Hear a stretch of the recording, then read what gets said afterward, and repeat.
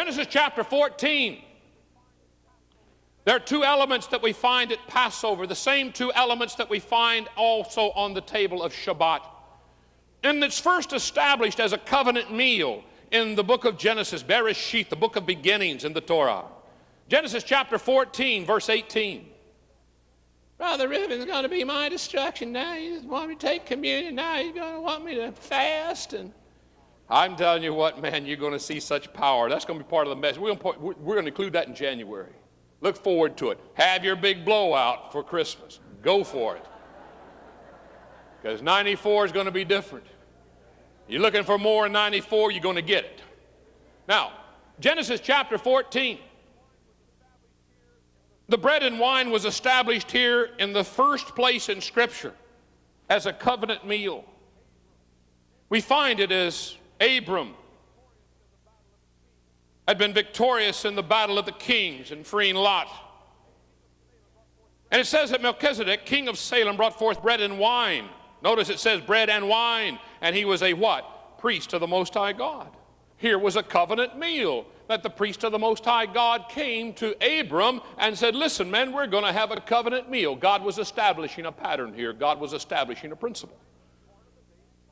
Bread and wine was part of the daily sacrifices. Go there while you're in the Old Testament to Exodus chapter 29, and you will see that bread and wine was included in the early morning sacrifice and the later afternoon sacrifice. Exodus chapter 29 indicates that.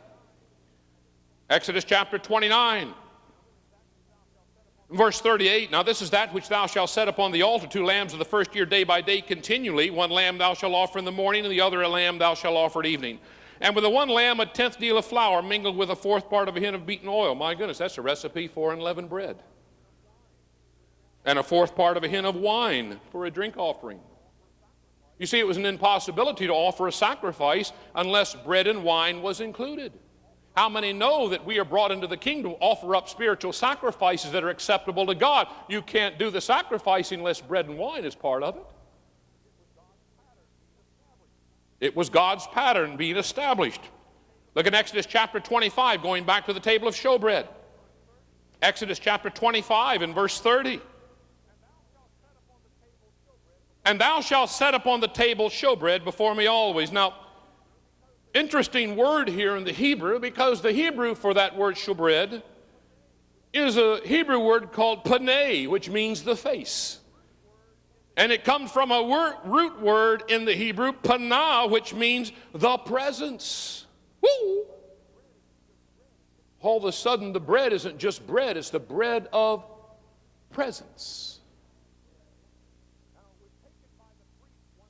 Now, it was taken by the priest once a week on Shabbat.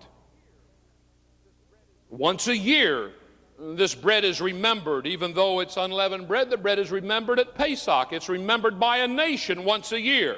Remembered by the priest once a week. In the life of Abraham, we see one time that this event occurred. We don't know how many other times that he offered this covenant meal or was offered this covenant meal. We have one indication in Scripture. That's all we can go by. However, something unique happens to the church. Go to Acts chapter 2, verse 42. Acts chapter 2, verse 42.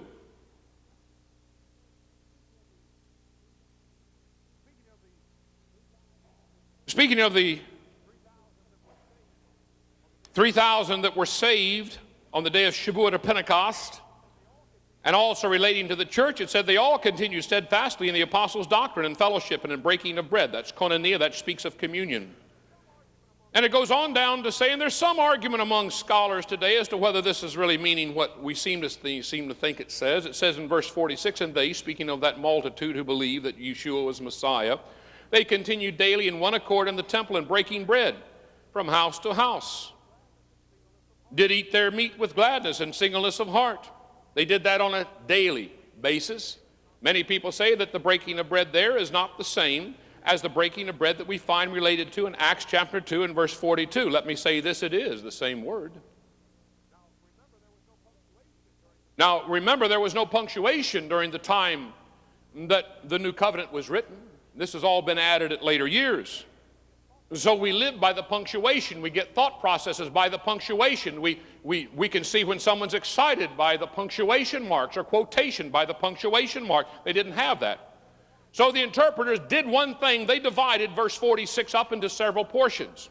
And they, speaking of the early church, comma, one thought, continuing daily in one accord in the temple, comma, one thought again, breaking bread from house to house, comma. Another thought, they did eat their meat with gladness and singleness of heart, comma.